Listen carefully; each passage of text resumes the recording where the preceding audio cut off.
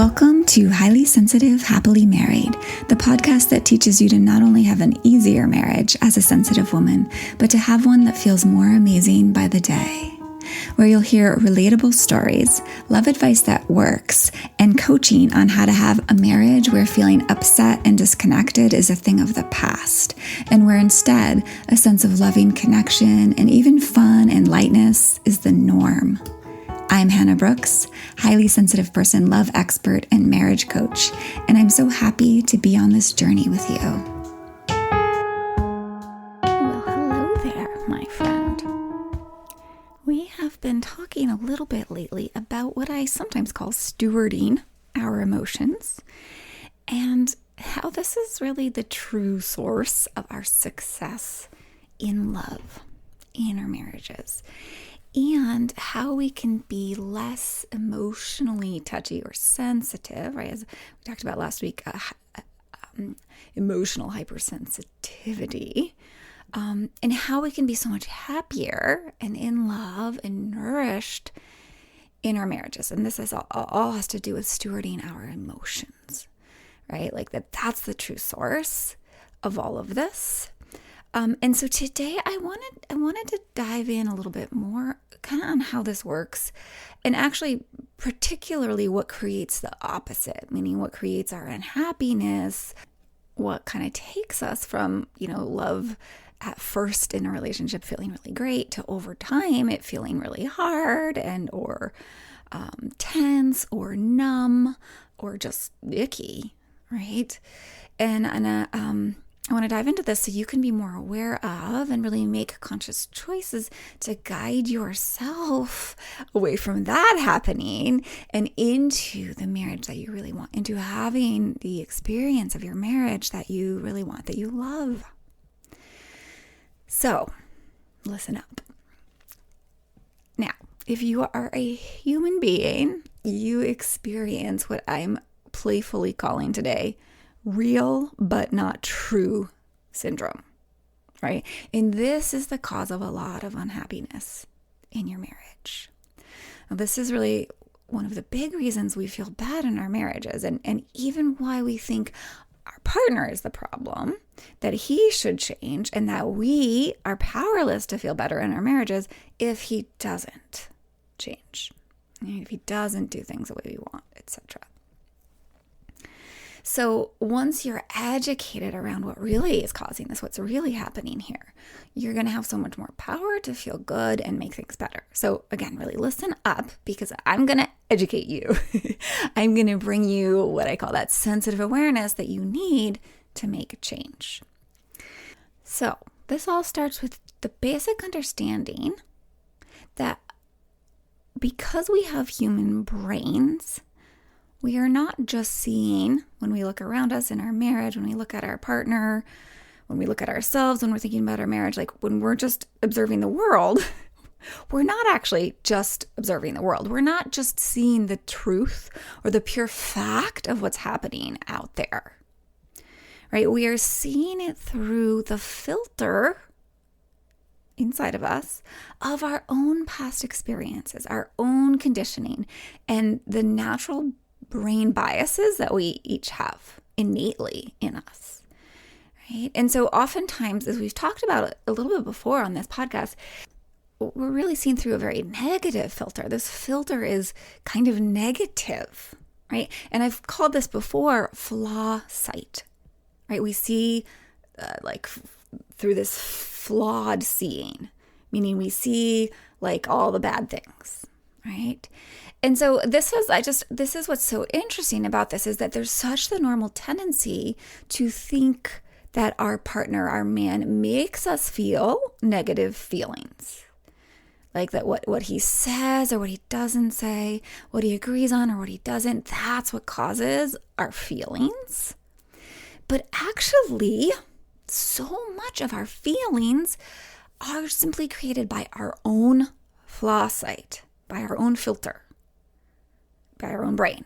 And specifically, two biases in our brain that work hand in hand are what make us feel this way so often, right? These two biases lead to us shutting love out more and more, to feeling opposed to our partner, like less attracted to him, resentful of him, and all the things that can tend to happen in marriages that lead to marriage sort of feeling worse and worse and ultimately disintegrating. So I really want to deepen your understanding of what's going on here with these biases and why this happens so that they don't cause so much havoc in your relationship. So this flaw site that I'm talking about, it's made up of a bunch of different parts of your brain. And you can go listen to episode 6 for some other facets of this flaw site. It's really fascinating. I talk about just the natural way our brains are wired in more depth. But today I want to focus again on these two specific biases that are part of flaw site that lead to seeing through this flawed, distorted vision and leads to what I call flaw feelings, right? Feeling bad. So before I explain these specific two biases, I want to remind you of this study that I've mentioned before that I just find so powerful, such an amazing illustration of flaw site and even these two biases working hand in hand in your brain and what negative effects it has on a marriage. So this was research conducted by the Gottman Institute, and where they had an objective observer watch couples interact with each other. And the observer and the couples both scored themselves on how many positive interactions happened in this certain time frame that they were observing. And what they found was that couples who described themselves as unhappily married only noticed half of the positive interactions that actually occurred. Like they totally missed 50% of the positive interactions. Pretty crazy, right? This is like the perfect illustration of these two biases of the flaw site that we come wired with. And this is really specifically because these couples were so used to tuning into their partner's mistakes and therefore totally missing the good things, the good moments. And my hunch with this is that not only were they like noticing mistakes, they were also believing that their partner wasn't very positive with them. Like that was part of the foundation from which they were making these observations from. These very inaccurate observations, right? So this is an example of what unchecked flaw site does. And what I do want you to keep in mind as I'm sharing all of this is that, these couples weren't bad. They were just totally human and normal, right? And it wasn't their fault that this is what they perceived, that they couldn't see the positive, that they could mostly see the negative.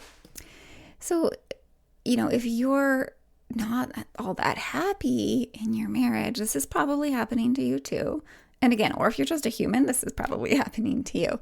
And this doesn't mean that you're someone who has no capacity for having a great marriage or that this marriage can't be made amazing. It just means that you need to learn how to be the supervisor or step into being the director of your brain, right? In other words, learn how to manage and guide your mind so that it works for love instead of against it. Right? Because here's the point, your brain will naturally work against love when left to run on its default setting, when left to run on its own, without your conscious leadership. So here are these two biases that tend to work against love and that, are part of why these couples were not seeing all the positive that was there. So the first one that we all have, just part of how our brains come wired, is what we call the negativity bias. I like to describe this as if we're looking through puke-colored glasses at the world. Or in other words, we see and focus on what's wrong and missing, what's lacking. What we focus on, like, what people are doing wrong, what our partner is doing wrong, what's going wrong. And we're more judgy from this place, right? It sees what's wrong. It sees what's negative. That's why it's called the negativity bias. This tends to be really strong in humans and perhaps even stronger in highly sensitive people, because it's important for some parts of our species to be focused on what's wrong, because that's what in the past allowed us to survive as a species. If we're always looking out for danger, if we're always looking for something that's going wrong, that's going to keep us alive, right? But again, it doesn't work for thriving in our lives nowadays. All right, so that's the negativity bias. The second bias that goes hand in hand with this, and that works to kind of create this negative flaw site and, downward spiral in our marriages, is what we call the confirmation bias. Now, I like to think about the confirmation bias is it's like putting binoculars on that can only notice what we already believe, meaning when the confirmation bias is operating in us, which it is naturally all the time in the background, what happens is we only see, or we see more of what we believe. We see what we believe. And we also don't see what we don't believe. In other words, we aren't able to see what we don't already believe to be true. It's kind of like walking around with blinders on. Binoculars, blinders. So we see more and more of the thing that we believe, which then proves it more and more true. So then we believe it more and more. It's kind of even like being in an echo chamber of our own brains, our own beliefs, our own reality even. Like my kitten, I was just thinking about this morning. I think my kitten is just so cute. And I believe that. And so I see her cuteness nonstop, even if she's doing like things that might be judged as rascally or punky or bad. I can't help but just think she's so cute and feel so good about her. And of course, more often this works in a negative way because of the negativity bias, was kind of like precedes the confirmation bias. So let me just pause here for a second and say a little bit more about what a bias is. A bias just means that our brains have a tendency to kind of take these routes, the biased route, over other options, other routes it could take, other ways it could think, all right? In other words, it's a habitual way of thinking and perceiving that kind of automatically happens. So let's give an example of how this negativity bias and then the confirmation bias operate oftentimes in our marriages and kind of lead to some harder experiences between your partner and you. So when the negativity bias is going on and we're having this tendency to see things going wrong, we might, for example, start to notice how our husband doesn't pick up his socks or clean the dishes or the counters, right? So our brain starts focusing on how he's not doing it right? And so what happens from there is by focusing on that, we start to form a belief or come to the conclusion that he's messy, right? So now we think, my husband's messy. That's who he is. He's a messy person. Right? And so because of that confirmation bias that is there, what happens is we'll start to then see more and more and everywhere the ways in which he's messy. Right? We'll start to unconsciously find proof to support this belief that he's messy. Right? And so then we're just like going to have a really hard time seeing how he is taking out the trash and how he is, wiping the counter, right? We're going to see what we believe, which is that he's messy. And we're going to be much more likely to gloss over the times that he's not being messy. And that leads to probably some resentment or what I would call flaw feels, right? This flaw sight of these two biases leads to us feeling like there's a flaw, right? Feeling bad. And now as I'm talking about this, my cat's like banging on my office door. I don't know if you've been able to hear that. I'm just talking about how awesome she is. But see, because I believe she's so cute and adorable, I'm just giggling about it instead of feeling annoyed that she's messing up my podcast. Confirmation bias. All right. Another example that I want to offer is from an actual client. So she, in general, believed herself to be attracted to men who take initiative, right? That was one of the things that when men take initiative, she liked that. She found that attractive.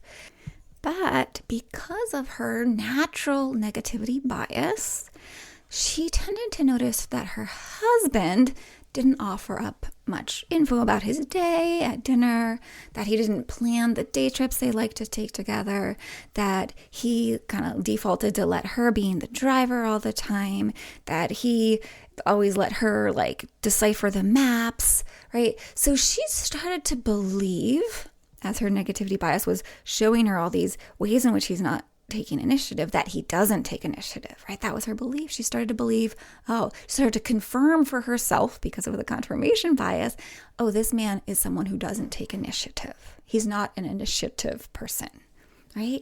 And that became a solidified belief she had about who her husband was, someone without initiative. And then guess what then happened to how attracted she felt to him? Yeah, not very attracted, right? Because in her mind, this was someone who was without initiative. And initiative was what was attractive to her. Yeah, and so you can see how this is a problem, right? How we start to form these sort of rigid ways of seeing our person because of these two biases, right? You can see why this prevents lasting love, right? You can see why it undermines happiness in our marriages. And part of the thing to understand here too, which I've illustrated with these examples, but I want to highlight, is that the way that we see things, right? The way that we perceive our partner, for example, leads to how we feel about him. Right? Since our thoughts and perceptions lead to our feelings, if we are, for example, attracted to a man who takes initiative, but we only see how he doesn't take initiative, and we believe that's just who he is, we're not going to feel attracted to him, right? We're going to generate, maybe not revulsion, but non-attraction inside of ourselves, right? So believing the negativity bias leads to getting that belief to come true in our experience. And this is what's so important to take away from this, right? If we're looking at this example of this client, her lack of a sense of attraction to him wasn't because of him and his actions. It wasn't because of who he actually was. It was because of her brain. Right? It was because of unchecked flaw sight, right? These unworked with, unmanaged two biases, right? And that led to these sort of flaw feelings, this unattraction to him, right? And this is the same for you. So often it has nothing to do with exactly who your partner is or what he's doing, that you're not feeling great. It's because you have a human brain that operates from these two biases. And you haven't yet learned how to supervise that brain and work with it so that this isn't taking over and ruling your relationship and your life, right? So when this client learned to work around these two biases and supervise her brain, when she learned how to steer it to see differently, she was able to see her partner, her husband, as someone who did take initiative. She saw all kinds of ways he took initiative, and that opened up so much more room for her to feel attracted to him and love for him again. This is so fun, right? Because it means we don't have to be resigned to just like it feeling hard and like being upset that our partner's not the way we want him to be all the time. And just feeling like our marriage is, feeling full of icky emotions in our marriage, right? When we understand what's actually going on here with our brains, right? When we have this kind of awareness of how the human brain works, and of course of our own very unique, ways our particular brains are biased, right? The beliefs we've developed, the ways in which, like the exact negative things we tend to focus on, right? Then we don't have to be so seduced by our brains, by the power of these biases, right? We don't have to be sucked into what they create for us. We can instead step into leadership or stewardship of them, right? We can learn to operate consciously to create the experiences we want in our marriage, right? We can use, our knowledge of neuroscience to change the experiences of our marriages for the way, way better. It's so powerful. It's so amazing that we now know all this about the brain, because now we can hack them and take charge of them so we create what we want in our marriages, in our lives, in our experiences. So cool. What a fun time to be alive. So I wanted to say this as a side note.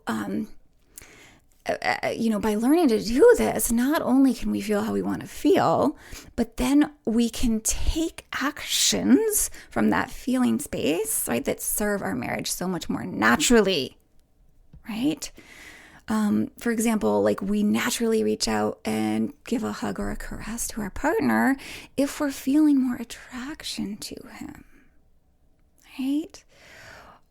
We're going to act in ways that are much more conducive to more and more love, more fun, and support and reciprocation in our marriages. When we, take back charge over our brains and therefore over how we feel in our marriages and about our partners and about ourselves. So, just because our brains give us these negatively biased thoughts by default and then tend to see through like what our brains already believe, like through our conditioning, just because our brains, for example, make some sort of commentary, it tends to see the bad stuff that's going on. Here's the thing. It doesn't mean we have to really believe it. We don't have to take it as the truth or buy into it, right? In other words, just because it feels real, just because our experience and our emotions and our way of perceiving through these biases leads to a very real experience inside of us, we don't have to take it as true.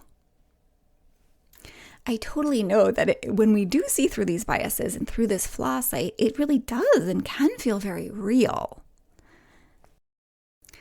But it isn't the truth. Again, it's not factual. For example, that my client's husband doesn't take initiative. That's not a fact. She felt like it was a fact, and that's why it created all that feeling and disattraction. I don't know what the right word is for that, for her, right? But it wasn't a fact. It was a perception created by these biases. Our brains truly are not reporting the news here, right? When they're operating through this flaw site. Although in this day and age, with all the false information out there, maybe our brains are just like the news, right? Our brains are reporting fiction. The story of he doesn't take initiative. Or my story has been for so long, my husband's defensive. The truth is, 99% of the time, he is not one drop of defensive. It's all me. Well, 99% of it's me. The amazing news is we have choice here. And this is why education around this is so key, because when we understand that our brains operate by default out of these two biases, we can then sort of step into this place of seeing this as just a tendency, a habit, or like an automatic thing that happens in us, in our brains, right? That we create this experience for ourselves, that we see in this way and then we feel in this negative way, right? When we are educated around that this is how our brain works, we can see it as like the way we might watch an advertisement on TV, for example, right? Like a lot of times when we're watching an ad, unless it's like an incredibly well done ad, we know that those people aren't really living out this scene. Like, this isn't real life. We know they're acting and, maybe falsely glorifying something. And because we know that, we don't get so hooked in. We're not like, oh my God, I need to go buy that paper towel now. It's going to save my life, right? We're like, they're advertising, right? We just see it as a little blip and we don't get sucked in, right? So that we can do the exact same things with our beliefs and our thoughts about our person or about our marriage or in our marriage, right? When they're very negative, we don't have to fall down the rabbit hole into the whole flaw feels, feeling yucky, feeling all the negative feelings, right? If we're not believing the thoughts and the beliefs that our brain is offering up because of the negativity bias and the confirmation bias, right? Like, I don't believe the majority of the thoughts that my brain offers up naturally, right, on default. I don't believe most of them. Sometimes I get sucked into them. But you don't have to believe the majority of the thoughts that your brain offers up either. You can just notice, right? You can be like, oh, my puke-colored glasses are on today. Okay. I can recognize that I'm wearing them and that's why I'm feeling all these flaw feels, right? And it's not him causing these feelings. It's my brain and my negativity bias and my confirmation bias, right? You can totally do that. And then as you see that, you can decide to be okay with like the fact that these thoughts are going through your brain and that you're feeling these feelings, knowing, and this is what's so empowering, knowing that your brain is the one creating it, right? Or the other option is you can choose to like take off the puke-colored glasses, right? Step out of believing, step out of like seeing through those beliefs. Right? And I like to call it like put your clear sight glasses on or your love sight glasses on. Right? You can choose to see, like for example, my client did, how your husband does take initiative. And that's going to totally change how you feel when you start choosing to see that, right? But either if you choose to change how you're seeing or you just choose to be like, yes, my brain is creating this for me, this experience and this way of seeing. Like either way, it's so much more empowering than thinking, oh, my husband is doing this to me. It's his fault, right? He doesn't open up enough about things, so therefore I feel terrible in the marriage, right? It's so much more powerful. It gives you your power back over your experience of your marriage and of how you show up in it. And ultimately over how harmonious and loving your marriage is. The way you think and perceive and what you believe and what you buy into, what your brain is telling you, that's what creates your relationship, your experience of your relationship. Not all the things he's doing. So I want you to just start to notice, right? For one, how your brain tends to look at what's going wrong. And we could just keep it simple by being like, notice how your brain is noticing all the things that your partner's doing wrong or isn't doing right? Or isn't doing the way you'd like.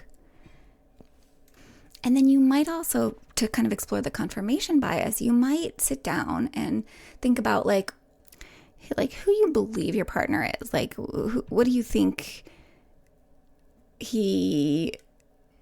what kind of a guy is he? And I'm not saying like you could totally do this with the good things too, but also notice how your brain kind of wants to judge. Like he doesn't take initiative, for example, or like my example is he's so defensive, right? We think these are just the facts of who they are. So notice what your brain tells you about your particular partner and who he is. And then once you figured that out, what you tend to believe about him, like then notice how you tend to see that to be true. Like you find evidence all the time to prove that that's who he is. And just for fun, after that, if you'd like to take this a little further, you can then do like play with, well, how might it be true that the opposite? How might the opposite be true? Like tell your brain to focus on the opposite. So if you're like, he's so defensive, I would like, you could then think, I'm like talking to myself about it. We could then think he's not so defensive or he's so open. And just see when you have that different thought, what that opens up for your brain. Again, if you're choosing to think that thought, your brain, because of the confirmation bias, is going to go looking for evidence to support that he's so open or he's so non-defensive. Yeah? And when you start to see that evidence, you're going to feel different. Right? So this is the power of the negativity bias and the confirmation bias. And you're just getting a tiny little taste now of, having a little bit of, working with it consciously, like you stepping into conscious leadership or stewardship of that part of you. So have fun playing with this. And even if you don't do this kind of exercise that I've just offered here at the end, like just absorb this and start to really understand what I'm sharing here today. Just being educated in this is going to change how you think about things and how you operate in your life. All right, my friend, be oh so well.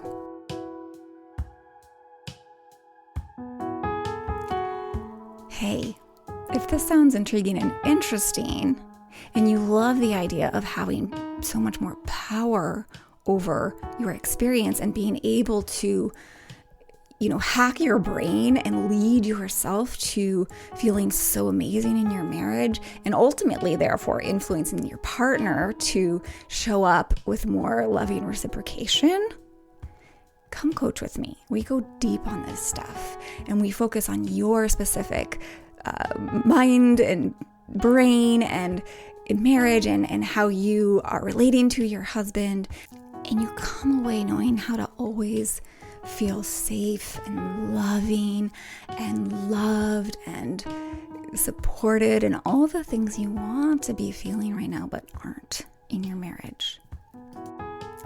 And the cherry on top is, as you make your marriage so much better, you also make the world a better place, because starting in January, I implemented a new policy, which is that for every new client who works with me, 100 trees are planted on our beautiful planet, which will actually help families and communities support themselves, and just so many amazing benefits from these trees that are planted. So it's just a little cherry on top. When you decide to make a big difference and transform yourself and your marriage, you're also transforming our planet for the so much better.